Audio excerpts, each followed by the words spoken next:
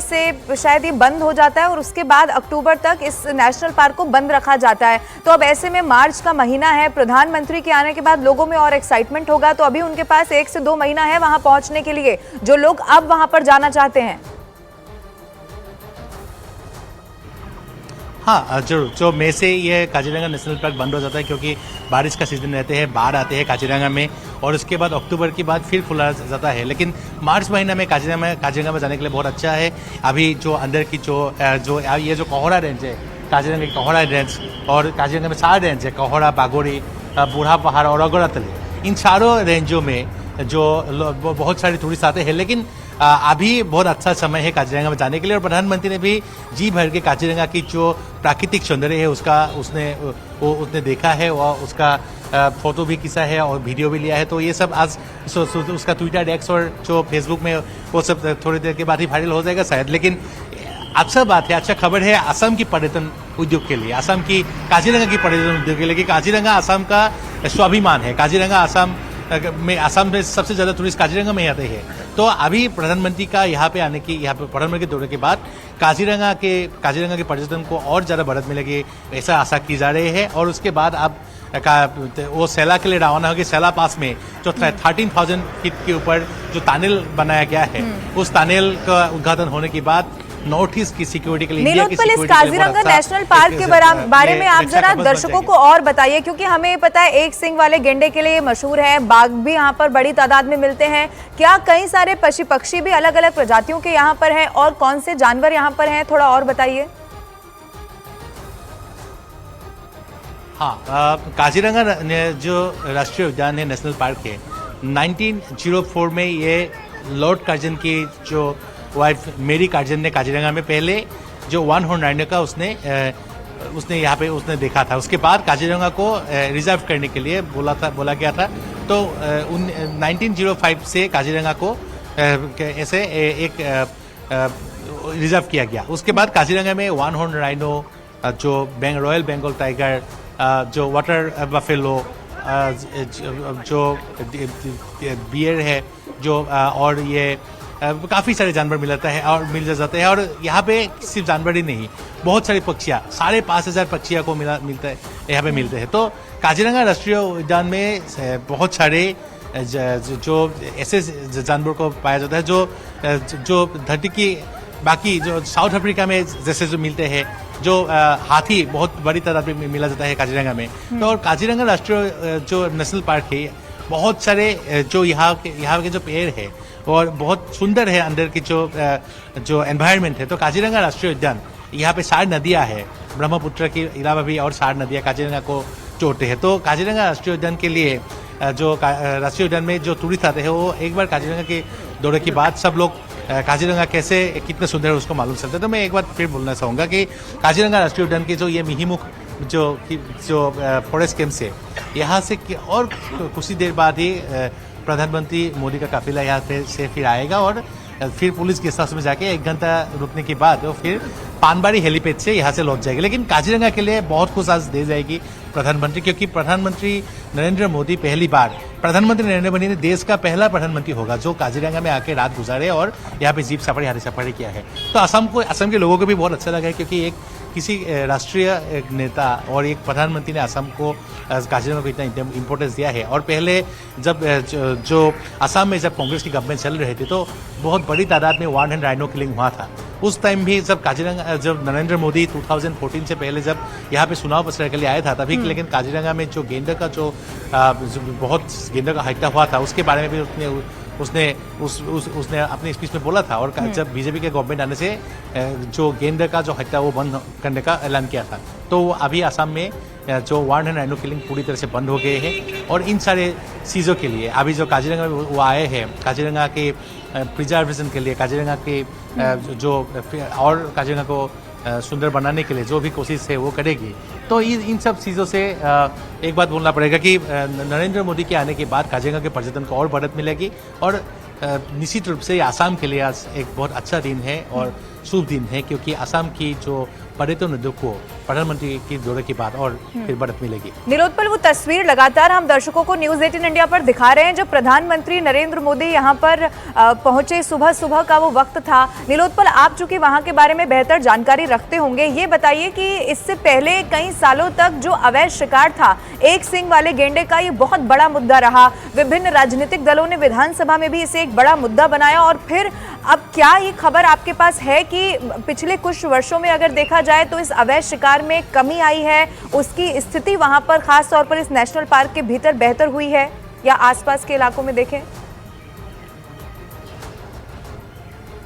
हाँ, जो पहले जब कांग्रेस की गवर्नमेंट लास्ट जो टाइम थी, तभी असम की फॉरेस्ट मिनिस्टर था रकीबुल हुसैन, जो कांग्रेस का अभी सामूगढ़ी का एमएलए है।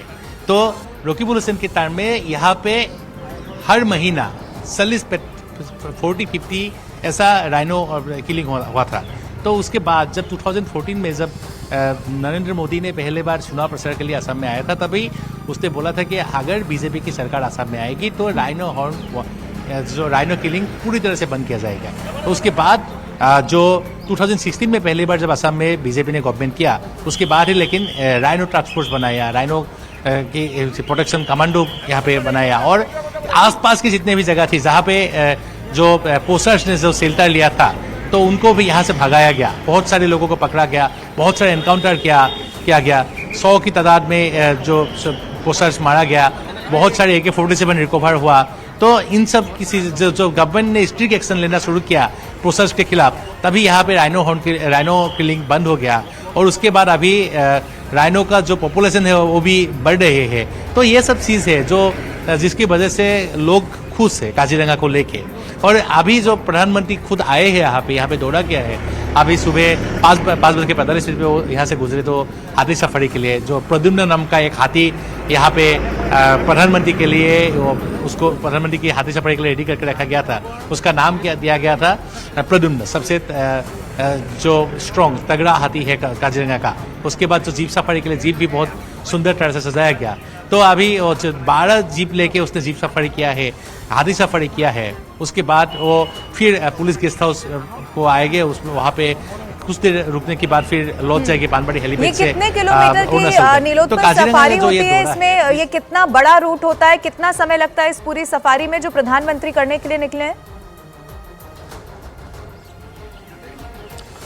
ये करीब 12 से 15 किलोमीटर का रोड होगा और करीब 1 घंटे का हाथी सफारी होगा और आधा घंटे का जीप सफारी। ऐसे तो 2 घंटे लगते हैं जीप सफारी के लिए, लेकिन प्रधानमंत्री का आज बहुत सारा प्रोग्राम है जो अरुणाचल में भी है, जोरहाट में भी है, तो शायद वो 2 घंटा जीप सफारी नहीं करेगी। कुछ देर बाद ही और लौट के आएगी पुलिस गेस्ट हाउस तक और उसके बाद यहाँ से फिर अरुणाचल के रवाना होगी। बिल्कुल नीलोत्पल, ये बड़ी जानकारी भी आप दर्शकों तक पहुंचा रहे हैं और 2 तस्वीरें जिसे एक बार फिर से मैं दर्शकों को बताना चाहूंगी, आप बने रहिए मेरे साथ। एक तस्वीर में आप देखेंगे, जैसा नीलोत्पल भी बता रहे थे कि जिस हाथी पर सवारी की सबसे स्ट्रांग, सबसे ताकतवर प्रद्युम्न नाम दिया गया। और उसके बाद जब जीप सफारी के लिए भी प्रधानमंत्री नरेंद्र मोदी निकले तो उससे भी, चूंकि ये पहले से दौरा प्रस्तावित था, यहीं पर प्रधानमंत्री रुके, तो उसे भी बहुत खूबसूरत तरीके से सजाया गया। नीलोत्पल हमारे साथ लगातार बने हुए हैं, वहां के बारे में नीलोत्पल और बताइए। जो लोग अब आसपास से, खास तौर पर जो व्यापारी वर्ग है, चाहे वो छोटा व्यापार करने वाला ही क्यों ना हो, उनमें अब क्या उम्मीद है प्रधानमंत्री के इस दौरे के बाद? क्या वो मान रहे हैं कि यहाँ पर टूरिज्म और बढ़ेगा, लोग यहाँ पर और ज्यादा एक्साइटमेंट के साथ पहुंचेंगे, उनका फायदा होगा? हाँ, जो यहाँ के जो लोकल्स है जो उसको बहुत सारी उम्मीद है, लेकिन जो प्रधानमंत्री के दौरे को लेके सुरक्षा के कड़ी प्रबंध की गई है, तो इसलिए यहाँ पे हम लोग को जो लोकल्स के जो उन लोगों से बात करने का अवसर नहीं मिलेगा। लेकिन फिर भी मैं एक बात बताने की कोशिश करूँगा कि क्योंकि काजीरंगा पर्यटन के लिए आज का दिन बहुत ही शुभ होगा, इम्पोर्टेंट होगा, क्योंकि यहाँ पे जो काजीरंगा में प्रधानमंत्री की जो पहला दौरा है। और एक बात मैं बोलना चाहूँगा कि असम में काजीरंगा नेशनल पार्क है, यहाँ पे पहला नरेंद्र मोदी जो प्रधानमंत्री है जिसने काजीरंगा में रात गुजारा है, यहाँ पे जीप सफारी किया है, हाथी सफारी किया है। तो पहले किसी भी पीएम ने लेकिन काजीरंगा को इतना इंपॉर्टेंस नहीं दिया, जिस बात से लोगों को कभी थोड़ा बहुत अफसोस भी था।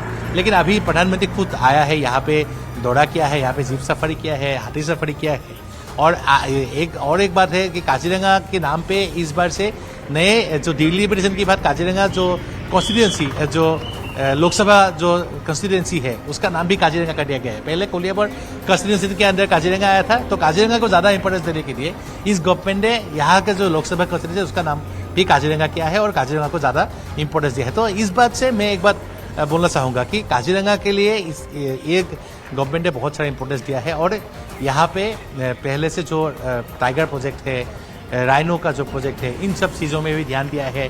सुरक्षा के कड़ी प्रबंध किया है। राइनो पोसिंग के खिलाफ जो तीन चार टास्क फोर्स बनाया है, जो वोमेन्स टास्क फोर्स बनाया है, कमांडो फोर्स बनाया है और जो रिवर, जो ब्रह्मपुत्र रिवर की उस पार भी जो काजीरंगा जो नेशनल पार्क है विश्वनाथ जिले में, वहाँ में भी सिक्योरिटी का कड़ी प्रबंध किया गया है।